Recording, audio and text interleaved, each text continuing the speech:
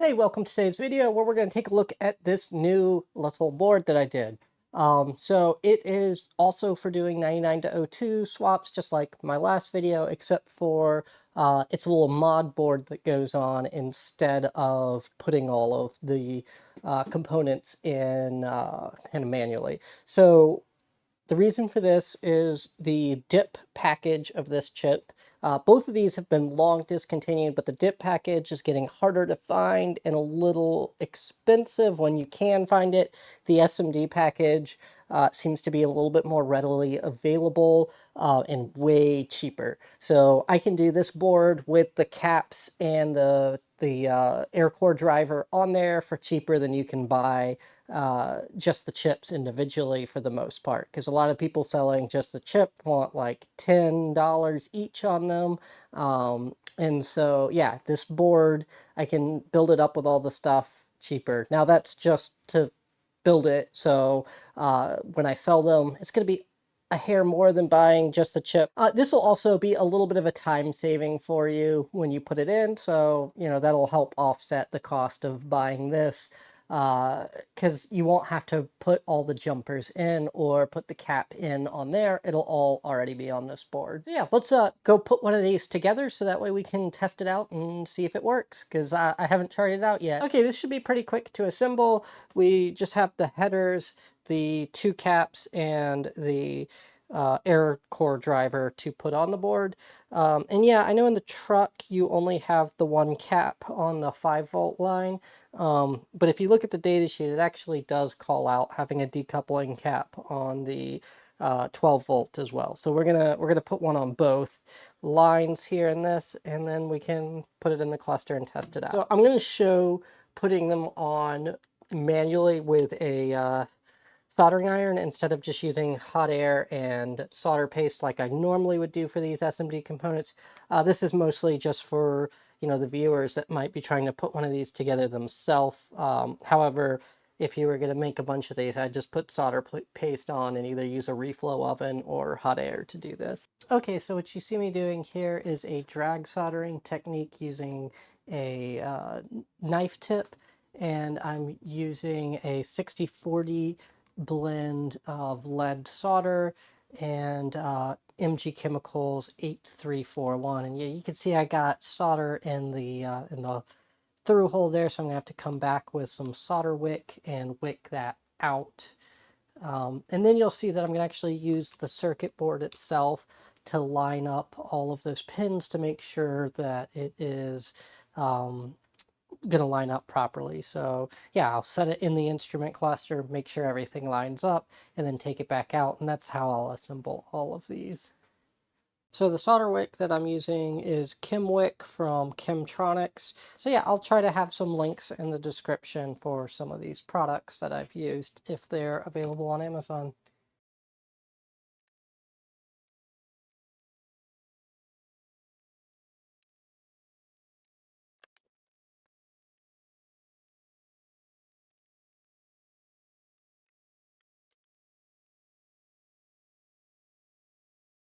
Let's test this out real quick. What we're using here is one of the 99 to 02 instrument clusters, and I just took a header, put it there, and another one, and kind of cut it up so that way we can set it in there and try it out. All right, and we'll turn it on.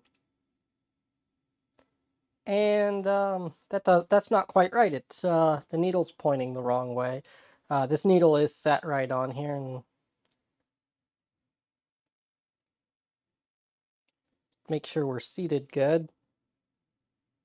Okay, well, let's also see if it's moving backwards, because I think I have an idea of what's going on here. So let's just send the command to test. Yep, it's moving backwards. I know exactly what's wrong here.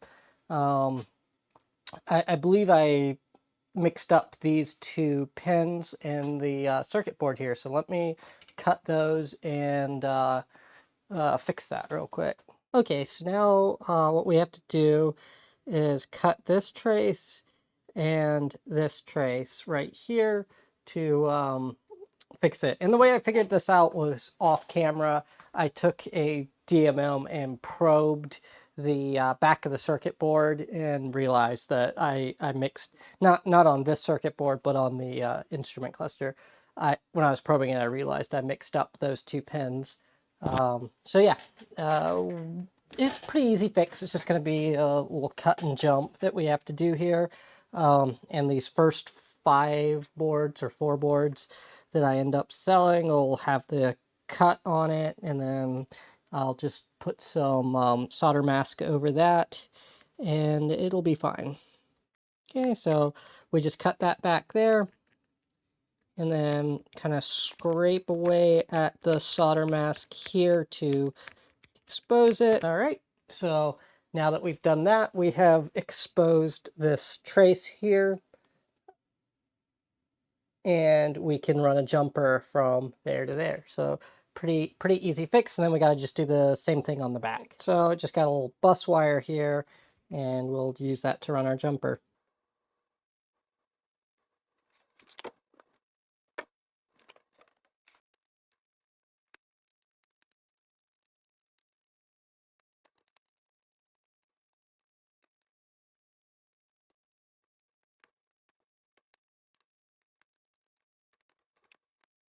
Okay, I've done the same thing over here where I cut the trace going to this pin, and now I'll run the jumper going there.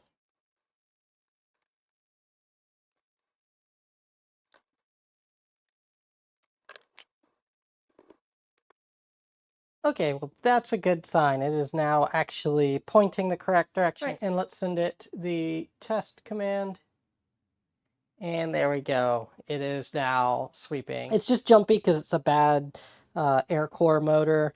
So, you know, it's what I have for testing with. It's something I had laying around because it was junk. So, yeah, it's a jumpy gauge. These get jumpy when the dampening oil inside them dries out. You can try injecting oil in there. I have a really old video that shows doing that, but they really dry out pretty quickly afterwards. I'm not sure if there's a good way to actually fix these, but there are sellers selling these on eBay that are either new or remanufactured. I'm not really sure, but they're charging a lot for them. They're like $20 to $30 a piece. Probably actually a decent deal if you only need one to keep your instrument cluster up and running, but if you need to replace them all, it'll get expensive fast. But yeah, so it is now working. It's just a little cut and jump. So let's jump on the computer real quick and look and see what we did to fix this on KiCad. And then we'll make a Rev B of this, so that way it'll work. And yeah, not the best connection with my little test set here, but you know, it's better than nothing. Okay, so let's take a look at how to fix this in KiCad. I went ahead and just fixed the schematic. So how it was before is J4 was connected to pin 27 and J5 was connected to pin 28. So we just correct that here in the schematic, and then we go into the board view over here and fix that. So we'll update the PCB from schematic, update now. We'll see that those 2 nets changed, and just go ahead, delete that line,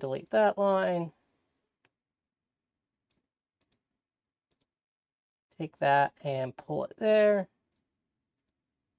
and there.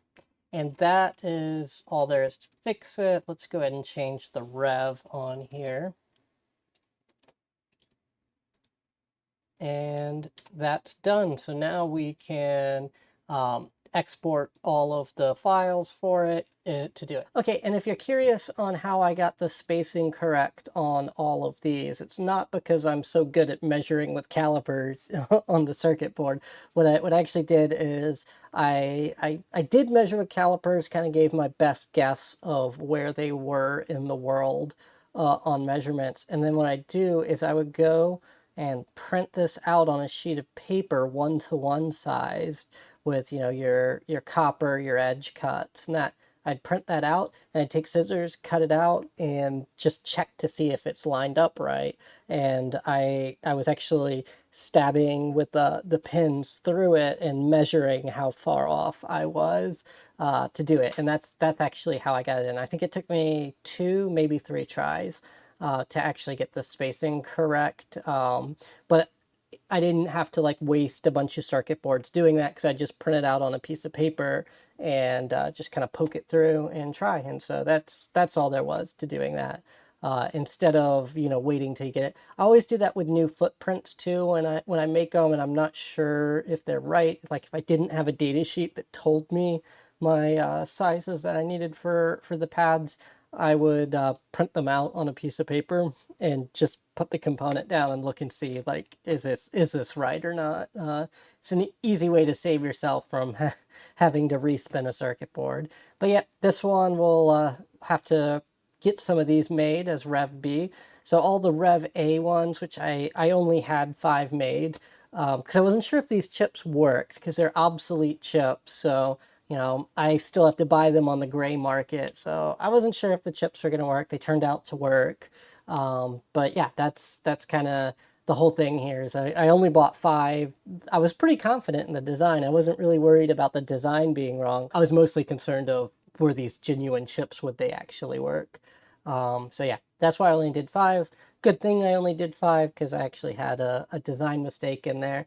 And tend to do that, you know, you don't always get it right your first time. So yeah, we have those 2 cut and jumps on these Rev A boards. There'll be 4, maybe 5 of them for sale. I tend to keep one of every board I make to kind of have it for like, you know, customer service type things of helping somebody troubleshoot a problem. And yeah, as a reminder, you do have to program these instrument clusters to work. I've done another video on that.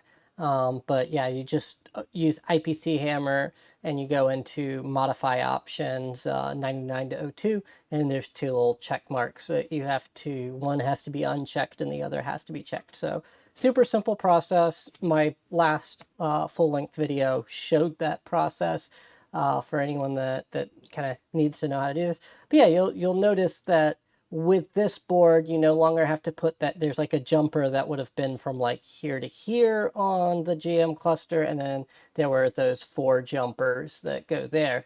This replaces all of those jumpers, and then it puts those 2, it puts 2 caps on here. It replaces this cap that was labeled, I believe it was labeled C1 on the GM instrument cluster as well. So you don't have to install that or any of these. If for some reason you couldn't get these to line up, you could still use the jumpers. The pins do still go here. They were correct on here. So pin 16 does go to 28 and pin 15 goes to 27. But I had just got the J4 and 5 backwards on here. So that's what was backwards, not these. You'll notice like in that schematic, we didn't change that. The cause plus and minus didn't actually change. This dip package right here is that original one, and then yeah, there's those 2. So yeah, that's kind of all there is to this. Pretty simple process here. All right, we actually have one last step until this is done. And that's going to be to put some new solder mask on over the hole we created. Well, the cut we created in there for the cut and jump. You only need a really small amount, so just using a disposable dental pick to do this, just because I'm going to throw it away when I'm done.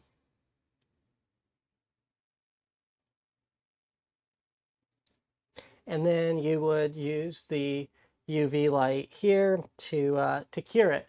So we'll just kind of get that centered in the UV light, which you can see here. It's just kind of being held. And then we'll do the same thing on the bottom side.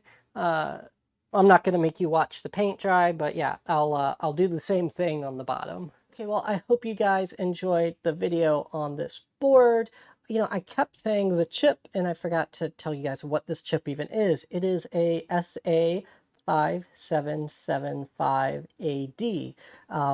And yes, you can find the DIP package of this in the Caravan instrument cluster.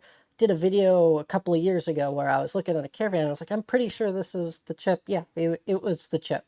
So yeah, you could get the DIP package of this out of like a Caravan cluster. They're getting hard to find on eBay. I've been hearing some people getting burned on fakes of the chip. So I'd be cautious buying the DIP package on eBay or AliExpress, Alibaba. I have gotten some notes from people that they got burned on fakes. But yeah, I've these the SMD ones seem to be pretty common. I bought like 15 or 20 of them, so I be able to make at least 15 of these boards. I only have the 5, but yeah, I'll be selling these. I'll have a link in the description if you want to buy one, and these Rev A boards will be just a little bit cheaper than the Rev B boards. I don't have any Rev B boards yet, so it's just Rev A, and I probably won't order any Rev B boards until these sell.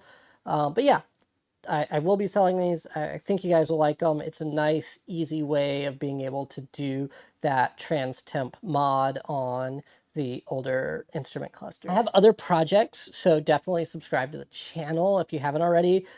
This one, I have the boards coming to me soon. I'm going to revisit this project from 2022. I don't think I ever actually showed the project on the channel, but I did tease it back then that I was going to do this swap board for a 9902 to the 03 and up clusters, basically a plug and play. That was this. It was plug and play. It was kind of expensive to make because of the connectors and the harness. And if I recall right, it had a cut and jump on it, and I never respun it to sell that because I just kind of lost interest in selling this.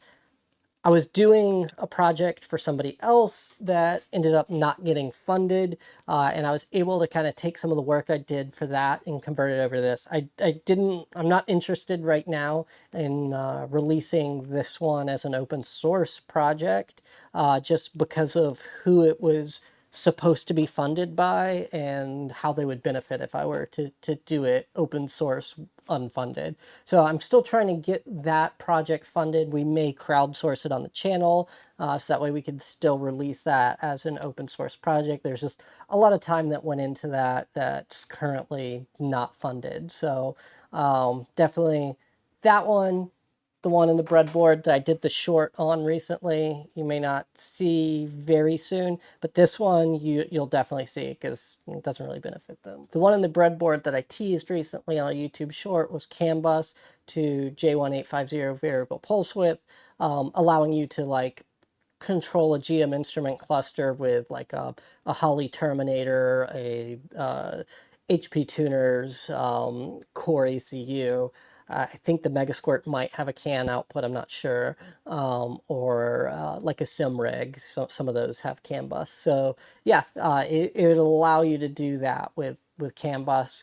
I could have easily respun that to allow the newer ECUs that have the GM LAN to communicate there. So maybe we can figure out a way to fund this on the channel and still do that project because the board's laid out, the schematics made, so it's, you know, not that far out from being done. It just didn't get funded. Yeah, hopefully you guys liked the video, and hopefully you learned something here. And if you're interested in them, again, link in the description, and I'll see you guys in the next one.